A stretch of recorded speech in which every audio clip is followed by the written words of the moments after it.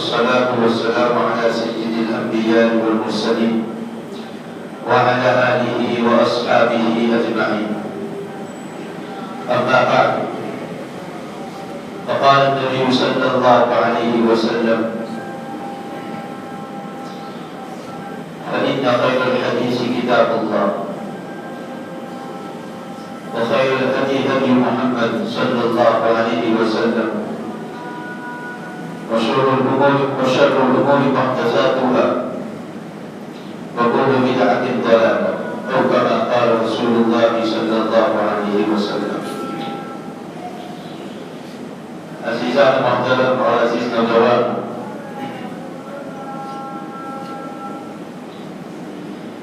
ایک چیز ہے بدعت اور ایک چیز ہے سنت. بدعت ایسی چیز ہے کہ جس کی وجہ سے سنت دب جاتی ہے، سنت اس کی وجہ سے جس کو نابود ہو جاتی ہے. اور بدعت کسے کہتے ہیں کہ کسی چیز کا ثبوت نہ قرآن میں ہو نہ حدیث میں ہو. اس کا ثبوت صحابہ کے زمانے میں ملتا ہو، نہ تابعین کے زمانے میں، اور نہیں تابعین کے زمانے میں، اور اس کو دین اور ثواب سمجھ کر کیا جائے، اس کو بدعت کہتے ہیں. کہ ایک چیز کہ جو رسول اللہ صلی اللہ علیہ وسلم کے زمانے میں ہو رہی ہے، کہ آپ نے خود اس عمل کو، اس عبادت کو کرنے کا حکم دیا، یا عملی طور پر آپ صلی اللہ علیہ وسلم نے اسے کر کے دکھایا، یا وضاحت کے ساتھ یا اشارت اس کی اجازت دی ہو، یہ تو سنت ہے. اسی طریقے سے ایک کوئی کام یا کوئی عمل رسول اللہ صلی اللہ علیہ وسلم نے بذات خود نہ کیا، لیکن صحابہ رضی اللہ تعالیٰ عنہم کو اس عمل کرتے ہوئے اللہ کے نبی صلی اللہ علیہ وسلم نے دیکھا، اور آپ اس کو نکیر نہ فرمائے ہو، منع نہ کیا. گویا کہ منع نہ فرمانا ہے اجازت کے حکم میں، اس کو بھی بدعت نہیں کری، یہ بھی سنت ہے. اس کے علاوہ ایک عمل جو ہے، کوئی کام ہے، کوئی عبادت ہے، کہ اس عمل کو رسول اللہ صلی اللہ علیہ وسلم نے کرنے کی اجازت دی ہو، نہ صحابہ کے زمانے میں اس کا وجود ہو، نہ تابعین کے زمانے میں، نہ تبع تابعین کے زمانے میں، اور بعد کے لوگ اس کو کرنے لگے، اور اس کا ثبوت نہ قرآن میں ہو، نہ حدیث میں ہو، نہ اجماع امت میں ہو، تو اس کو بدعت کریں گے. اور بدعت ایسی چیز ہے کہ جس کی وجہ سے سنیت اور سنت کا نور ختم ہو جاتا ہے. چنانچہ روایت میں آتا ہے، اللہ کے حبیب صلی اللہ علیہ وسلم نے ارشاد فرمایا: ما احدث قوم بدعۃ الا رجع مثلها من السنہ. کہ کوئی قوم کوئی بدعت ایجاد کرتی ہے، ایسا کوئی کام کرتی ہے جو قرآن و حدیث میں نہ ہو، جس کو نہ صحابہ نے، تابعین نے، تبع تابعین نے کیا ہو، تو اس کی وجہ سے، اس بدعت کی نحوست سے اللہ تبارک و تعالیٰ اس جیسی سنت کو اٹھا لیتے ہیں. اتنا نہیں بلکہ قیامت تک وہ لوگ اس سنت سے محروم کر دیے جاتے ہیں. اس لیے کہ بات یہ ہونا تھا، ثم لا يعيدها إليهم إلى يوم القيامة، کہ قیامت تک یہ سنت ان لوگوں کی نہیں بتائی جاتی. اللہ تبارک و تعالیٰ اس سنت سے امت کو قیامت تک محروم کر دیتے ہیں. یہ بدعت کی نحوست ہے. چنانچہ اللہ کے حبیب صلی اللہ علیہ وسلم نے اپنی امت کو بڑی تاکید کے ساتھ بدعت سے بچنے کا حکم دیا ہے. کئی روایتوں میں تاکید فرمائی ہے. فتاوی کی کتاب فتاوی رحیمیہ، مفتی عبدالحلیم صاحب راجپوری نمبر 1000 پر گدھوں کے فتاوی، یہ ہمارے گجرات کی سرزمین کے، یعنی یوں سمجھے کہ فخر ہے، بہت بڑے مفتی گزرے. یہاں تک کہ جتنے بھی بڑے علماء ہیں پڑوس ملک کے مفتی تقی صاحب دامت برکاتہ کہ جن کے فتاوی پر ہر علماء کا اتفاق ہے، ان کے فتاوی باقاعدہ اس کتاب کے حوالے لکھے کہ مفتی صاحب بھی دامت برکاتہ حضرت مفتی عبدالرحیم صاحب رحمۃ اللہ علیہ کے فتاوی نقل کرتے تھے حوالے کے طور پر، یعنی اتنے بڑے مفتی گزرے، انہوں نے اپنے فتاوی میں بڑی عجیب مثال سے سمجھایا کہ بدعت کی نوسط سے سنت کس طریقے سے دب جاتی ہے۔ حضرت نے مثال دی ہے کہ جس طریقے سے کسان کھیتی کرتا ہے، گیہوں کی کھیتی کرتا ہے، باجرے کی کھیتی کرتا ہے، اور ان پودوں کے آس پاس جو گھاس اگ جاتی ہے، اور جو گھاس بڑھتی جاتی ہے فصل کو نقصان ہوتا ہے، تو کسان کیا کرتے ہیں کہ اس کو بالکل جلدی سے اٹھا دیتے ہیں تاکہ فصل عمدہ رہے، کھیتی اچھی پکے۔ اگر اس گھاس کو نہ اکھاڑا جائے تو ظاہر بات ہے کھیتی کو بڑا نقصان ہوگا، گھاس غالب آ جائے گی اور اصل پوری، اصل سرمایہ، اصل کھیتی، اصل فصل دب جائے گی۔ ٹھیک اسی طریقے سے بدعت کی مثال ہے، اگر بدعت کو ختم نہ کیا گیا تو بدعت کی وجہ سے سنت کی نشو و نما رک جائے گی، سنت کی روحانیت اور سنت کی نورانیت ختم ہو جائے گی، بدعت غالب آ جائے گی اور ہمیشہ کے لیے سنت مٹ جائے گی۔ اس لیے اللہ کے نبی صلی اللہ علیہ وسلم نے اپنی امت کو بڑے اہتمام سے تاکید سے بدعت سے احتراز کا حکم دیا ہے۔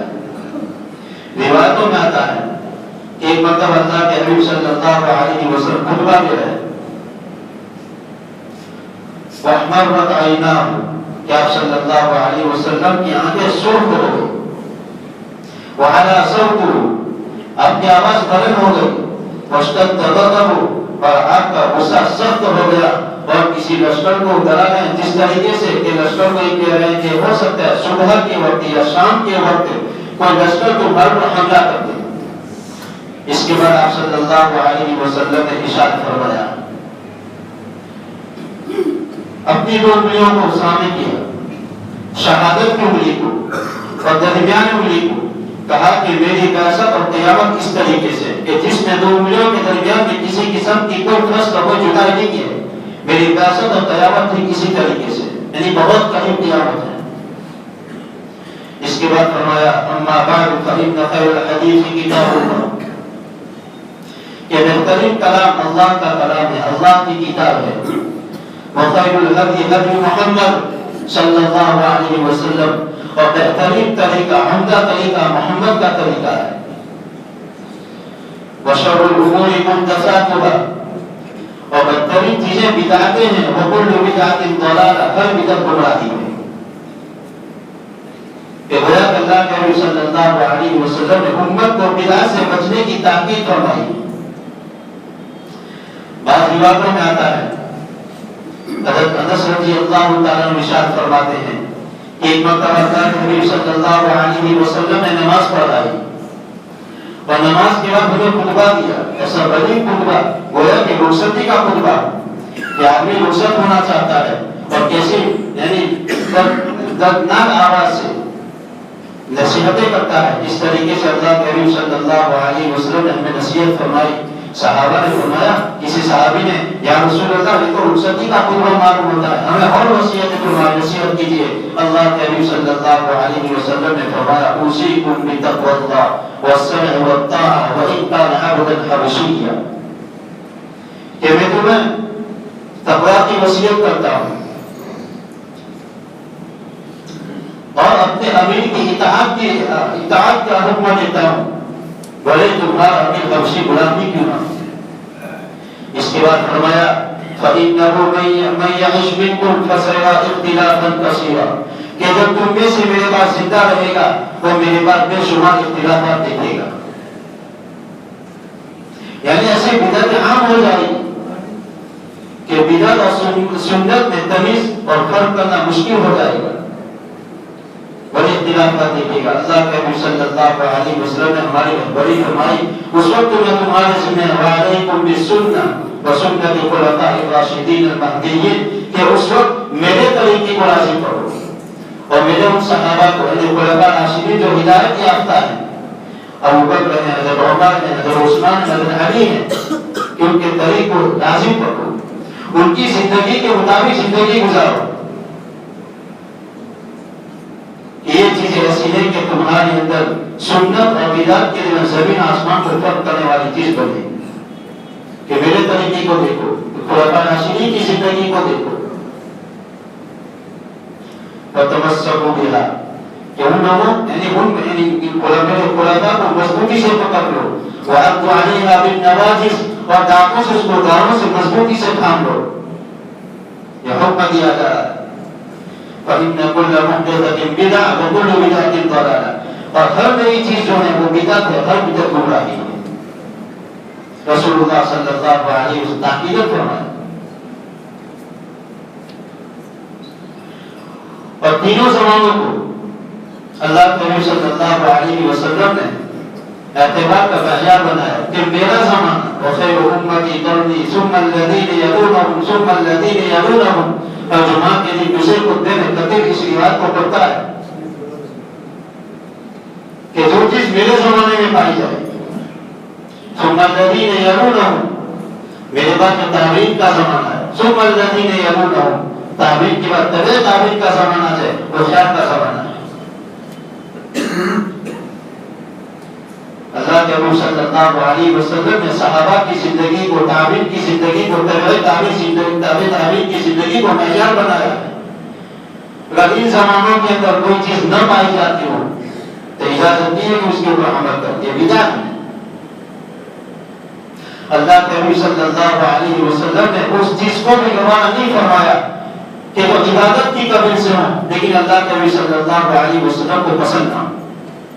روایتوں میں آتا ہے کہ تین صحابی ازواج مطہرات رضی اللہ تعالیٰ عنہ کے پاس پہنچی کہ حضور صلی اللہ علیہ وسلم کی عبادت کا حال معلوم کریں کہ آپ صلی اللہ علیہ وسلم کی راتوں کی عبادت کیسے ہوا کرتی تھی. چنانچہ جب ان صحابہ نے اللہ کے حبیب صلی اللہ علیہ وسلم کی عبادت کے حالات کو دیکھا تو اپنے اوپر مطلب یہ تصور کر رہے ہیں کہ اللہ کے حبیب صلی اللہ علیہ وسلم کی ذات کو وہ ذات ہے کہ جن کے اللہ تبارک و تعالی نے اپنے بیٹے سارے گناہوں کو معاف کر دیا ہے. ایک یعنی ہمیں تو زیادہ اس کا اہتمام کرنا چاہیے اور کوئی عبادت کرے. چنانچہ ایک صحابی نے یہ طے کر لیا کہ میں ہمیشہ نماز پڑھوں گا. دوسرے صحابی نے نتی کر لیا میں ہمیشہ روزہ رکھوں گا. اور تیسرے صحابی نے نیت کی کہ میں نکاح نہیں کروں گا بغیر نکاح آزاد رہ کر میں اللہ کی کوئی عبادت کروں گا. اللہ کے حبیب صلی اللہ علیہ وسلم کو اس کی اطلاع دی. اللہ کے حبیب صلی اللہ علیہ وسلم نے بلایا کہ میں اس طریقے سے سن رہا ہوں کیا صحیح ہے. اس کے بعد اللہ کے حبیب صلی اللہ علیہ وسلم نے فرمایا انی اخشاکم للہ واتقى لكم کہ میں خود اللہ کا تم سے زیادہ اللہ سے ڈرنے والا ہوں اور تم سب سے زیادہ میں متقی ہوں. اس کے باوجود اصوم و افطر میں روزہ بھی رکھتا ہوں روزہ نہیں بھی رکھتا واصلی وارقد میں نماز بھی پڑھتا ہوں آرام بھی کرتا ہوں. یہ میری سنت ہے یہ میرا طریقہ ہے. فمن رغب عن سنتی فلیس منی. اللہ کے نبی صلی اللہ علیہ وسلم حالانکہ یہ چیزیں عبادت کی قبیل سے ہے. کیا نماز پڑھنا کوئی قبیل چیز ہے کوئی بری چیز ہے؟ روزہ رکھنا کوئی برائی ہے؟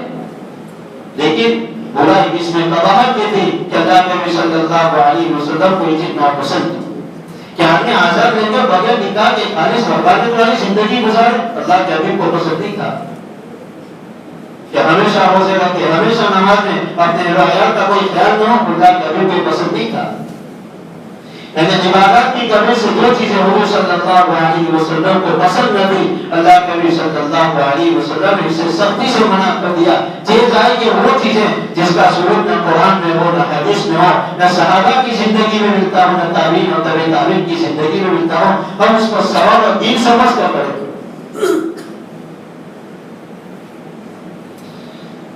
بڑی جہالت کی بات ہے. اور دوسری بات کہ بدعتی کو کبھی توبہ کی توفیق نہیں ہوتی. اس لیے کہ گناہ سے توبہ کرنا آسان ہے. آدمی گنہگار ہے کہ اسے کبھی نہ کبھی احساس ہو جائے گا کہ میری زندگی گناہ والی ہے تو گناہ سے توبہ کرے گا. لیکن کوئی آدمی بدعت والی زندگی گزار رہا ہے, اسے دین سمجھ رہا ہے, اسے عبادت سمجھ رہا ہے اور اپنے آپ کو ہدایت یافتہ سمجھ رہا ہے, تو کیا اسے توبہ کی توفیق ہو سکتی ہے؟ اللہ کے نبی صلی اللہ علیہ وسلم نے روایت میں ابلیس کا قول نقل کیا جس کا خلاصہ ہے کہ ابلیس کہتا ہے کہ میں نے لوگوں کو گناہوں کے ذریعے سے ہلاک و برباد کر دیا, کیونکہ گناہوں کے ذریعے سے لوگ جہنم کے مستحق بن گئے, لیکن انہوں نے توبہ استغفار کے ذریعے سے مجھے ہلاک و برباد کر دیا. کہ میں انہیں ہدایت سے گمراہی کی طرف لے جانے کی کوشش کرو, محنت کرو, لیکن اپنی توبہ کے ذریعے سے میری ساری محنت بیکار ہو جاتی ہے.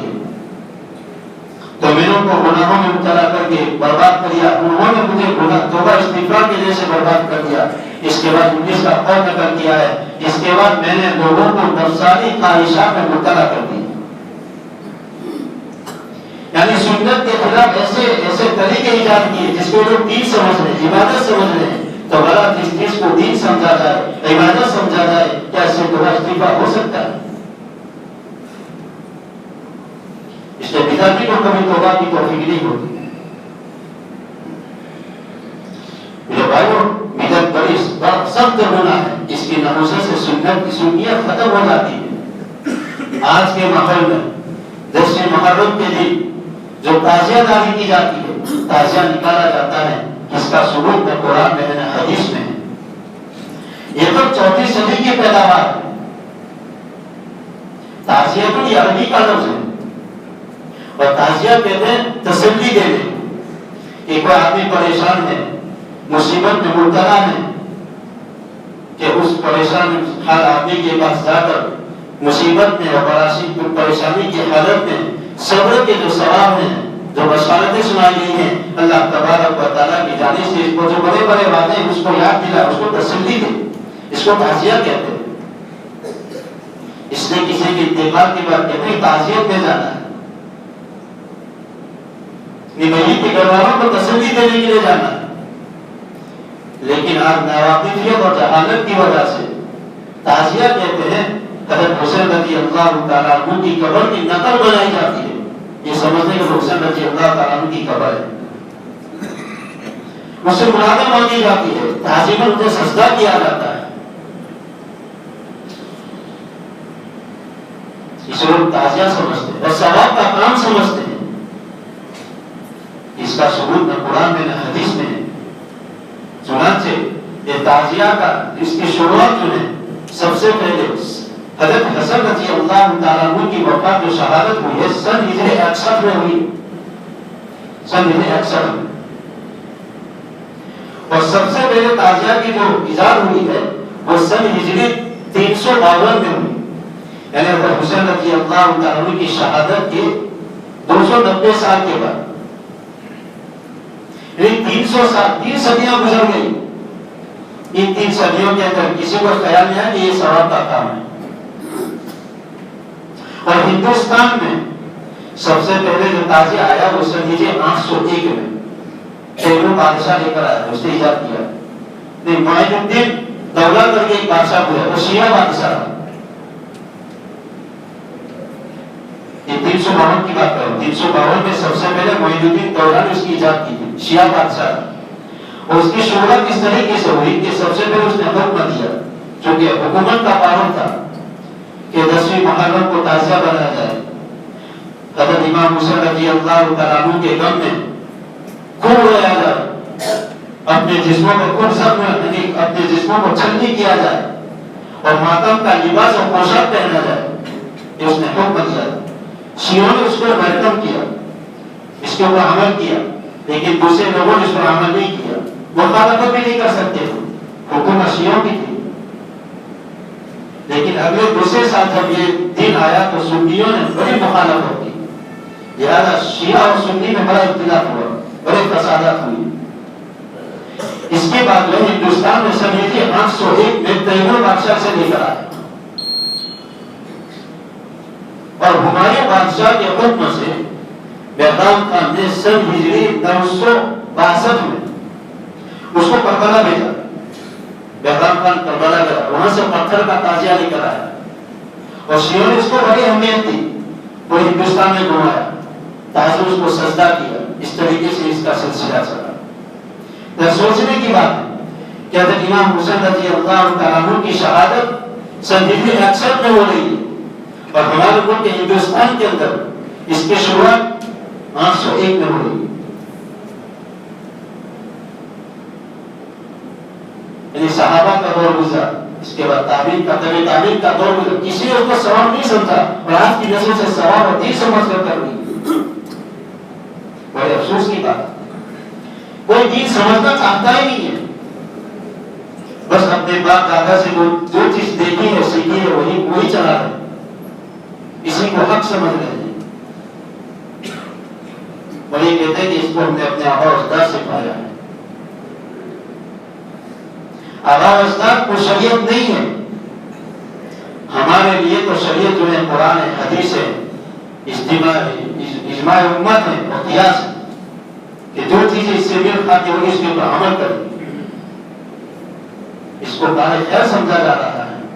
میرے بھائیوں، اس کو ہم دل سے برا سمجھتے ہیں، برا سمجھنا چاہیے، لیکن جو غفلت میں ناواقفیت کی حالت اس کو سمجھائے، پیار و محبت سے سمجھائے کہ چیز غلط ہے، اس کا ثبوت نہیں ہے۔ بدعت ہوتی ہے، چاہے کوئی ولی کرے یا کوئی ابدال ہی کیوں نہ کرے، بدعت ہوتی ہے، کبھی سنت کے لیے تبدیل نہیں ہو سکتی۔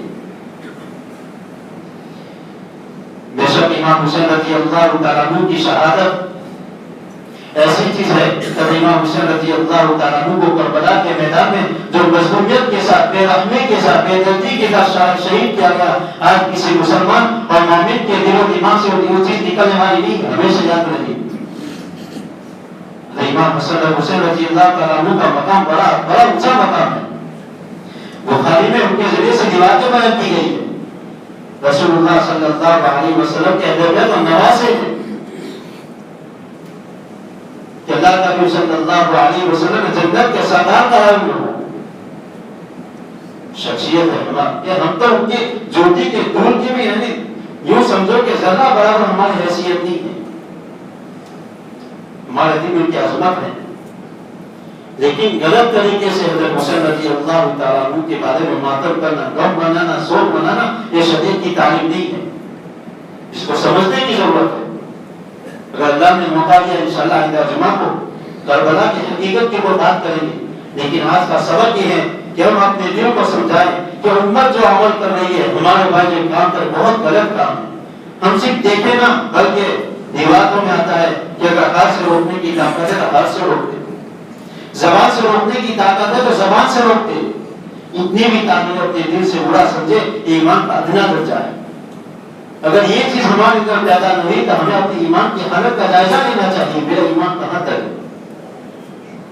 اس میرے بھائی دوستوں بزرگوں یہ بات بڑی سمجھنے کی ہے کہ اللہ تبارک و تعالیٰ اس کی حقیقت ہمیں سمجھائے اور حق بات قبول کرنے کی توفیق عطا فرمائے۔ آمین و آخر دعوانا الحمدللہ رب العالمین۔